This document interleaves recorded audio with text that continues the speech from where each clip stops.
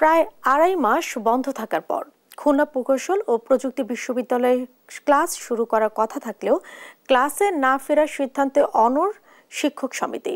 লাঞ্ছনাকারীদের শাস্তি না হওয়া পর্যন্ত ক্লাসে ফিরবেন না বলে জানিয়েছেন শিক্ষকরা। রোববার সকালে বিশ্ববিদ্যালয়ের বিভিন্ন বিভাগের তালা খোলা থাকলেও আসেনি কোনো শিক্ষক শিক্ষার্থী।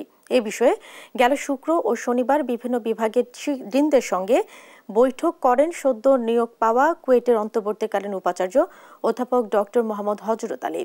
গেল ফেব্রুয়ারি মাসে সহপাঠীদের ওপর হামলার প্রতিবাদে উত্তাল হয়ে ওঠে কুয়েট। শিক্ষার্থীরা উপাচার্যের পদত্যাগ, রাজনীতি নিষিদ্ধ সহ ৬ দফা দাবি তুলে ধরেন।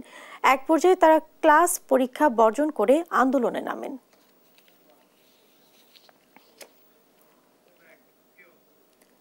খুলনা প্রকৌশল ও প্রযুক্তি বিশ্ববিদ্যালয়ের শিক্ষকদের ওপর হামলার প্রতিবাদে ক্লাস বর্জন করেছে শিক্ষক সমিতি।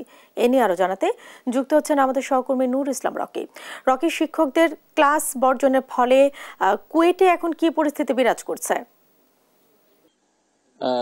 আজ সকাল থেকে কিন্তু আনুষ্ঠানিকভাবে কুয়েটের যে শিক্ষা যে কার্যক্রম সেটা কিন্তু চালু হওয়ার কথা ছিল, এমনটি প্রত্যাশা করেছিল সাধারণ শিক্ষার্থীরা। কারণ দীর্ঘ আন্দোলনের পর প্রায় ২.৫ মাস কিন্তু তারা আসলে শিক্ষা কার্যক্রম থেকে দূরে ছিল, যার কারণে কিন্তু প্রশাসনের যে সিদ্ধান্ত ছিল সিন্ডিকেটের মাধ্যমে যে ৪ মে থেকে একাডেমিক কার্যক্রম সহ শিক্ষা কার্যক্রম চালু হবে, সেই হিসাবে কিন্তু আজকে এই শিক্ষা কার্যক্রম চালু হওয়ার কথা। কিন্তু শিক্ষকদের উপর গত ১৮ ফেব্রুয়ারি যে হামলা হয়েছিল, এই হামলার বিষয়ে তদন্ত এবং দোষীদেরকে বিরুদ্ধে ব্যবস্থা না নেওয়ার কারণেই কিন্তু ক্লাস বর্জন করছে শিক্ষক সমিতি। এবং আজ সকাল থেকে তারা কিন্তু তাদের পূর্ব নির্ধারিত যে কর্মসূচি আছে এই কর্মসূচি অনুযায়ী কিন্তু ক্লাসে আসলে যায় না, যার কারণে কিন্তু বলা যেতে পারে যে কুয়েটে একটু থমথমে অবস্থা বিরাজ করছে। আমরা কিন্তু কুয়েটের বেশ কয়েকটি পরিষদে গিয়েছি এবং দেখেছি যে সেখানে কিন্তু শিক্ষার্থীরা তেমন একটি দেখা যায়নি এবং শিক্ষকের পরিমাণ কম।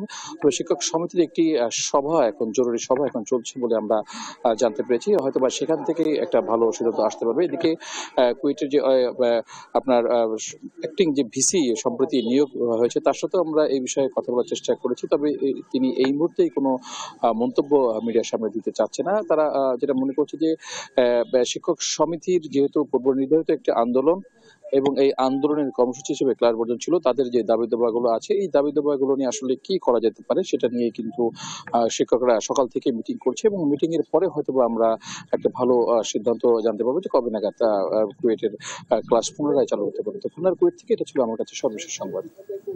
আর রকি, আপনাকে ধন্যবাদ।